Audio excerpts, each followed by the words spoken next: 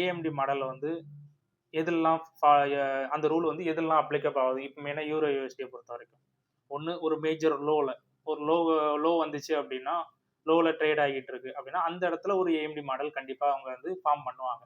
ஏன்னா அந்த market by ஆகுமா இல்லை அதுல இருந்து செல் ஆகுமா அப்படிங்கிற ஃபார்மேஷன் அந்த ஏஎம்டி மாடலாக இருக்கும்.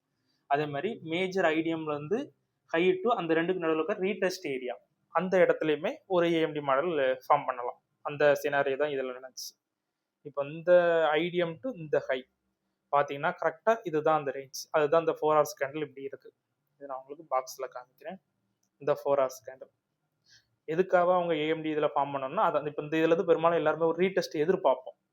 ஏன்னா மார்க்கெட் கண்டிப்பாக இங்கே இருக்க இந்த இம்பல்ஸுக்கு ஒரு ரீடெஸ்ட் அவங்க பிரேக் பண்ணதுனால அப்போ மேபி இந்த ரீடெஸ்ட் அவங்க எடுக்க மாட்டாங்க. இதுல இருந்து மார்க்கெட் ரிவர்ஸ் ஆகும்னு சொல்லி எல்லாருமே எதிர்பார்த்துருப்பாங்க. அதனாலேயே இதுல ஒரு ஏஎம்டி ஃபார்ம் பண்ணிட்டோம் அப்படின்னா அது பை ஆகுமா செல் ஆகுமாங்க ஃபர்தர் உங்களுக்கே தெரிஞ்சிடும். அதே மாதிரி இந்த கேண்டில் இதில் வந்து இப்போ நான் யாருன்னா செல் ட்ரேட் எடுத்திருந்தேன். இந்த செல் ட்ரேடை நான் அதிலே இப்போ இந்த கேண்டில் பார்த்த உடனே நான் அதிலே அப்படி ஹோல்டு பண்ணேன்.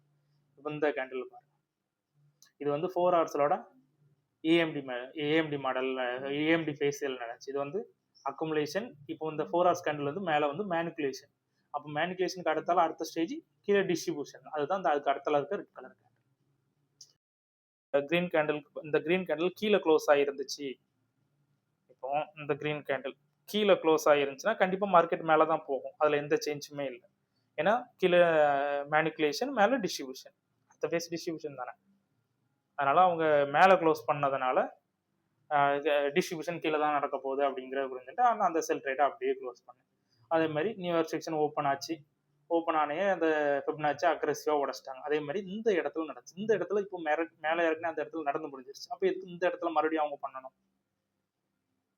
இந்த இடத்துல எதுக்காக அவங்க பண்ணணும்? இந்த இந்த இந்த 2 கேண்டில் பாருங்க. இந்த கேண்டில் எதுக்காக அவங்க பண்ணணும்? ஏன்னா இது டேயோட லோவா இருந்துச்சு. உங்களுக்கே தெரியும் டே கேண்டில் டேயை பொறுத்த வரைக்கும் மார்க்கெட் வந்து அக்ரெசிவா வருது. அப்போ ஒரு டே கேண்டில் அவங்க அதை எடுத்த உடனேயே ரிட்டர்ன் செல் ஆகும். அப்படி இல்லை அதில் ஸ்வைப் பண்ணிட்டு இன்னும் ஓப்பன் ப்ரைஸிங்கை விட மேலே க்ளோஸ் வச்சுட்டாங்கன்னா மறுபடியும் அது இன்டர்னல்லேருந்து எக்ஸ்டர்னலுக்கு லிக்விடிட்டிக்கு ஸ்வைப் பண்ண போகும் அப்படிங்கிறது எல்லாருமே எதிர்பார்ப்போம். அதனால தான் இந்த இடம் பர்டிகுலர் இடத்துலையுமே அவங்க ஏஎம்டி ஃபார்ம் பண்ணி ரிட்டர்ன் மறுபடியும் செல்லர்ஸ் தான் இருக்காங்க அப்படிங்கிறதுல காமிச்சிருந்தாங்க.